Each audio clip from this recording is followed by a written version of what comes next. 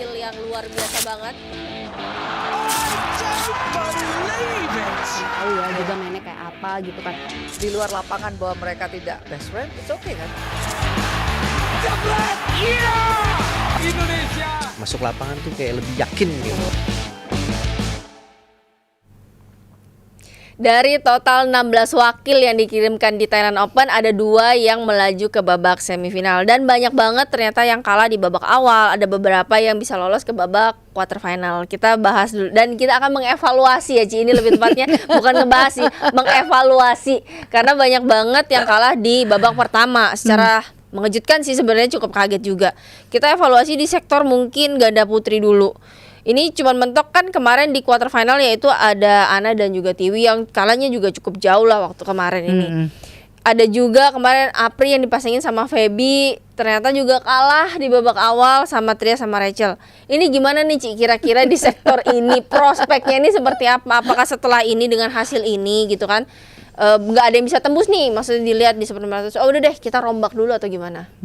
Memang masih menjadi pertanyaan besar karena itu tadi PR-nya 500 ke atas sudah jelas Dep. Ya, dan berarti turnamen Thailand ini kita juga belum dapat. Kalau Apri dan Feby kalahnya sama teman sendiri lah ya. Rachel. Itu juga susah dibahas kalau masalah drawing ya. Cuman keinginan kita adalah sebenarnya bisa melewati partai yang lebih tinggi kayak Ana Tiwi sih ya. Sebenarnya pengennya tuh bisa lebih lagi, tidak kalah dari pasangan Korea kemarin yang notabene itu kan juga peringkatnya masih cukup lumayan jauh lah gitu ya. Tapi memang secara permainan juga oke sih. Lawan Perlitinah juga nggak gampang mereka gitu ya. Ya cuman ada target yang kita pasang, ada pasangan yang kita harapkan untuk ke sana. Kalau bicara Ana Tiwi ya sudah lumayan waktunya untuk mereka, sudah saatnya sih untuk bisa naik ya. Tapi ini ya kenyataannya belum terjadi sekarang ini gitu. Dan ya itu PR-nya setelah melihat turnamen Asia ini harusnya sudah ada keputusan yang lebih meyakinkan akan diapain ya kan. Ya itu tadi robak pasangan juga menjadi salah satu opsi, atau kita mau seperti apa, mau mana nih yang naikin lebih cepat gitu ya. Ya mungkin kalau Rachel dengan Trias ya track recordnya sejauh ini oke. Cuman lebih baik lah. PR-nya tetap 500 ke atas. Tetap yang mana lawannya tuh menurut saya punya kualitas yang lebih tinggi secara akurasi terutama dan ketahanan. Nah ini kita harus bisa mencapai ke sana, ngimbangin untuk bisa ngambil poin. Kalau enggak selamanya kita akan sulit untuk bisa memenangkan pertandingan kan gitu Dep. Ya, berarti masih cukup banyak ya PR dan evaluasinya. Ya dari segi teknik berarti, dari segi strategi, dari segi ketahanan, dari segi power juga. Itu harus tambah, karena kalau Super 500 kan kita tahu juga lawannya udah pasti punya nama nih, udah punya nama dan juga udah punya pengalaman dan juga power. Ya, dan kita nggak butuh banyak orang. Kayak punya Perli dan Tina juga oke. Setuju. Jadi nggak perlu yang ganda putri kita punya 6 pasang tapi nggak ada yang oke, mending nggak usah. Mending kita cuma punya 1 atau 2 pasang tapi ini bisa nih terus diandalin, nanti baru pelan-pelan dia narik lagi yang bawahnya. Benar, seperti yang kita punya sebelum-sebelumnya kan selalu sepasang. Tapi ya udah pasti kita bisa dipegang gitu lah ya Ci ya. Bisa juga bersaing di 500 ke atas. Itu sih. Mudah-mudahan lah cepat mendapatkan formula yang terbaik pasangannya, karena ini menurut saya momen yang paling tepat untuk bongkar pasang, cari yang terbaik. Karena kita juga lihat kan dari evaluasi dari awal tahun sampai sekarang ini kan berarti belum maksimal, berarti harus ada yang dirubah, dan semoga ini cepat banget kita bisa dapat paling nggak 1 atau 2 pasang aja yang bisa dijagokan lah untuk setiap turnamen. Betul. Nah kalau di tunggal putri Ci, kemarin ada KW, ada Komang juga yang kalah di babak awal juga. Dan yang sebenarnya cukup kaget itu adalah penampilan dari KW yang kita harapkan sebenarnya nih, wah bisa nih, karena kemarin di Sudirman tuh KW tuh bagus banget gitu. Tapi apa yang terjadi Ci? Apa memang sebeda itu kah dari bermain beregu perorangan lagi? Sebenarnya kalau sebeda itu enggak, tapi mereka sudah harus berada di kelas yang mempunyai lawan dengan pola permainan dan gaya main yang berbeda. Itu yang harus mereka bisa tanganin. Kayak gini loh Dep, kalau kita ketemu yang pemain beberapa kali kita ketemu, itu kayak sudah ngerti lah mau main kayak gimana. Tapi kadang kita ketemu pemain baru yang rankingnya di bawah kita, tapi bolanya nggak ngenakin kita. Oh ya, ada tuh.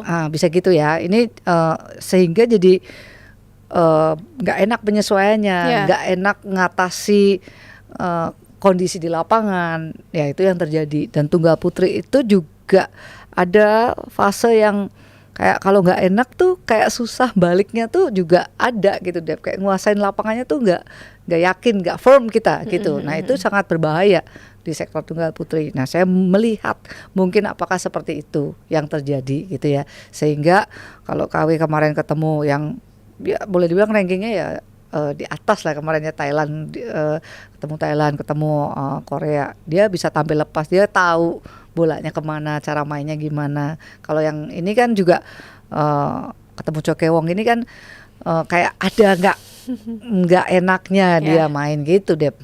Ya itu yang harus lebih dipelajari lagi juga. Kita berharap tuh bisa konsisten gitu ya Ci ya. Dan itulah pengalaman paling mahal ketika kita ketemu lawan-lawan yang range-nya besar dan kita harus bisa menang dengan cara main yang beda-beda. Dari temponya kah, dari cara mukulnya kah, itu kan bisa bikin kita tuh nggak secure sama permainan kita. Nah gitu. Karena kalau tunggal putri itu kita harus yakin dulu, kita harus benar-benar siap. Karena kita tuh ngolah banyak bola. Nggak bisa yang kayak tunggal putra langsung nyemes tuh nggak bisa. Kalau kita sebagai tunggal putri kan kita ngolah bola dulu, kita baca pukulan dulu, baru kita cepetin lagi gitu kan. Benar. Jadi memang harus dalam kondisi yang kitanya yakin sama diri kita sendiri, kita yakin sama pukulan kita. Iya, dan melewati musuh-musuh dengan berbagai macam model. Iya kan gitu kan. Nggak dipukul rata tuh mainnya nolop semua atau apa, semua kan beda-beda semuanya. Iya kayak gitu. Ya mudah-mudahan ya Ci ya, nanti tolong semakin diperdalam lagi Ci itu. Pengennya gitu Dep, karena kan kalau kita melihat kondisinya Georgie itu kan juga memang vertigo gitu ya. Dan sebenarnya sudah dalam pemulihan. Cuman kadang-kadang kan kita nggak tahu apakah itu bisa kumat apa enggak kayak gimana gitu, tapi sejauh ini ya udah oke gitu. Ya mudah-mudahan lah ya, maksudnya kita juga berharap kan Grego cepat kembali lagi karena performanya juga lagi ada di atas. Persis. Dia lagi bagus-bagusnya juga, semoga bisa cepat terlewati lah ini. Nah kalau kita bergeser ke lapangan sebelahnya ada tunggal putra Alwi kemarin juga harus mengakui dari Kenta Nishimoto memang masih pemain yang jauh lebih senior, banyak pengalaman gitu kan Ci. Apa sih yang harus ditambah nih sama si Alwi supaya nanti dia kalau ketemu pemain-pemain yang kayak gini, udah bisa lewat gitu. Iya, memang kalau kita lihat permainannya kemarin kurang tenang. Maksudnya Alwi ini masih buru-buru ya Ci ya? Iya, cenderung menggebu-gebu ya. Maksudnya ya pemain muda lah gitu Dep ya, dengan gaya main yang memang lumayan agresif gitu. Nah ini yang lawan Jepang ya tahu sendiri lah, nggak akan segampang itu untuk bisa langsung matiin, untuk bisa langsung dapat poin. Nah memang ujian kesabaran ada di sana. Terus kan kalau udah buru-buru mukulnya nggak pas gitu ya, badannya juga kita nggak steady, itu yang bikin gimana ya, jadi nggak yakin sendiri sama mainnya kan. Otomatis ngontrol bolanya susah tuh kalau pemain single ya, kalau kita lagi dalam posisi nggak tenang kayak gitu. Nah itu yang terjadi sih. Kita harapkan si Awi dan juga nanti Ubed tuh bisa lebih cepat mateng. Kita tahu lah pasti namanya anak muda tuh ada jiwanya menggebu-gebu, ada emosinya, ada pengen cepet-cepet ngebunuhnya gitu. Jadi kita harapkan nanti dengan kondisi sekarang nih di sektor tunggal putra, mereka akan lebih cepat matang lagi. Mereka lebih banyak belajar dari Ginting juga gitu kan. Karena kan Ginting tipe pemainnya yang dia bisa ngatur tempo dulu, dia bisa ngatur bola dulu, dan semoga itu bisa mereka pelajari nantinya. Nah, lalu ada kejutan juga di sektor ganda campuran kemarin. Di mana ada Adnan dulu nih, Adnan Indah yang bisa ngalahin Wei Yasin. Ini kan semua pada kaget, wih ngalahin ranking 1 dunia. Nih gitu. Akhirnya Indah setelah diperem berbuahkan hasil gitu kan. Tapi gimana Ci lihat gebrakan ini? Maksudnya memang walaupun Adnan sama Indah juga belum sampai babak akhir gitu, tapi dengan mereka mengalahkan pasangan Cina ini kan adalah sedikit secercah harapan gitu loh Ci.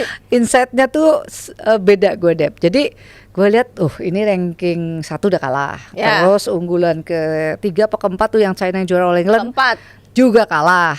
berarti ada harapan. Kenapa juga finalnya sesama China lagi? Nah, iya. Itu China satu lagi datang dari mana? Bener. Iya kan? Itu sih luar biasa. Kemarin kan saya lihat ya, oh iya bener, oh udah dikalahin, lumayan nih. Salah satu unggulannya kalah. Terus nggak lama si Amri sama Nita ngalahin juga juara All England kan? Iya, Oh bener. lumayan nih, tinggal Huang Domping nih pikirannya. Tinggal Kita pikirnya, sepasang. tinggal Huang Domping doang. Ternyata dari anta beranta ada Cina Junior lagi muncul. Pusing nggak sih, Dep? Saya bingung Ci, kok mereka kayak lapis legit gitu ya? Iya kan, gini loh, kenapa All China Final salah nih kayaknya? Oh nggak salah ternyata gitu ya. Tapi gila China, pusing. Dan itu ya junior yang mainnya Dep. Iya. Itu bagus loh, itu akan bagus itu. Aduh, bahkan bagus Dep. Seberani itu, Ya. secepat itu, Ya. itu si Bibi Huang Dongping aja tuh kesulitannya Iya, banget iya. itu, ya kan? Gila. Nah, bicara ganda campuran Indonesia, paling mengembirakan menurutku secara progres. Ngirim memang banyak 7 ya. Ya itu paling Full, banyak memang. Full tim. Tapi memang Kurang Rehan Glo, berarti 8 tuh kalau itu kan ya kan? Iya benar. Itu 2 pasang dari kita bikin kejutan Ya. seperti itu ya sangat menyenangkan. Ya. Hanya memang belum bisa tampil sampai ke Final. semifinal kan kalah Ya, ya. kalah.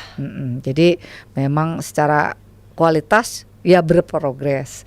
Cuman semoga ini bisa lebih baik lagi, jangan menurun lagi. Seharusnya malah lebih semangat gitu Iya, ya Dep iya, ya iya. untuk menghadapi ke depannya. Kita tahu prestasi mereka cukup stagnan nih gitu kan. Maksudnya agak susah nembus yang di atas. Nah, kemarin ngalahin unggulan ke-1, Unggulan keempat. unggulan ke-4 dari China yang menurut kita itu ancaman paling berat ya ganda campuran ya China. Iya, yang iya. paling rapet, yang paling banyak, yang Masih paling China. komplit. Iya. Harapan yang sangat positif, tapi kita pengennya konsisten ya Dep. Itu yang kita harapkan untuk kedepannya gitu. Iya, karena dengan hasil ini kan sebenarnya ini menandakan bahwa masih bisa, kalian tuh masih punya prospek, masih ada kesempatan gitu loh. Maksudnya mungkin kemarin-kemarin pada pesimis karena hasilnya kan ya jauh dari ekspektasi, selalu kalah gitu. Tapi kan dengan kayak gini, walaupun orang bilang ini mas sekali doang bikin kejutan, nggak masalah. Yang penting yang gua kalah ini pemain top Benar, gitu. benar, Berarti benar. kan kalau gua ngalahin dia, bisa ngalahin dia ini berarti ada kemampuannya.